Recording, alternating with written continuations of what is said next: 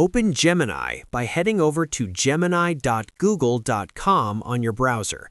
Once you are on the main dashboard, look directly under the text input field and click on the Tools option. From the menu that appears, select Create Videos with Veo to activate the video generation interface. Enter your prompt into the text field describing the scene you want to create. If you have a specific visual style in mind, you can click Add Photo to upload a reference image from your PC. Once your description is ready, click the Submit button to start the generation process. Now, if you're on Android or iPhone, you can follow these same steps through the Gemini app. The generation typically takes about 1 to 2 minutes, so you can let it run in the background while you handle other tasks on your mobile device.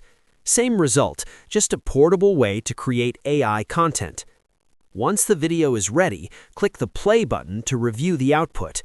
If you are satisfied with the result, click the Download Video option located at the top right of the video player to save the file directly to your device.